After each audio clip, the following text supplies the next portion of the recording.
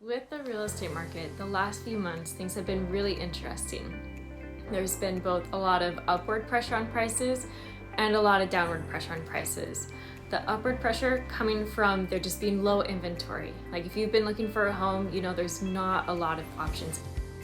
And the downward pressure on prices being from the high interest rates. If you're keeping track of it, it's about 7.3% as of today. They went up to as high as about 7.5% a few weeks ago, but now they're at 7.3. They've been fluctuating, going up and down a little bit since then.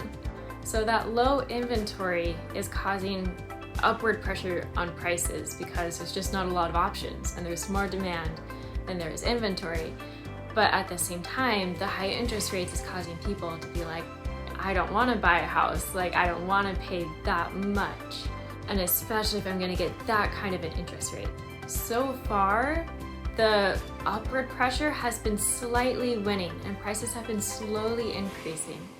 But over the last few weeks, that's been slowing down. And we're probably going to see that trend continue as we enter more of the holiday season.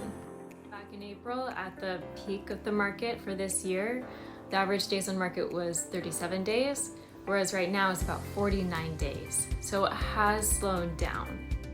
And so when you're going to put your house on the market, you have to be very careful. If you want to have your house like actually sell and you don't want to be in a position where like you have one offer and it's like you versus them, you have to be really careful when you come to the market and you want to make sure you come to market correctly.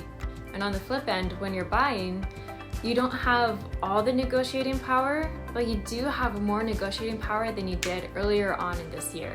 Ultimately, how much you're able to negotiate is going to vary from house to house. So you'll, just want to consult your realtor before you go into it to see like what kind of things you can try to negotiate on and what things you can't as much.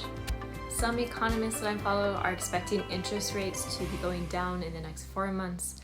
Other ones are expecting interest rates to stay about the same until about mid next year.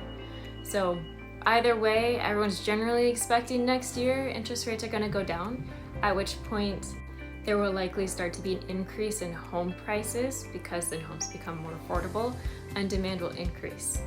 And at the same time, inventory will also likely go up as well because then the massive shift from having a mortgage with a low interest rate to a higher interest rate won't be quite as dramatic, so more people will be willing to sell. So if you're thinking of buying or selling, but you're not sure if it's a good idea or you're not sure how to navigate it, feel free to reach out anytime. I'd love to help you. Have a great day.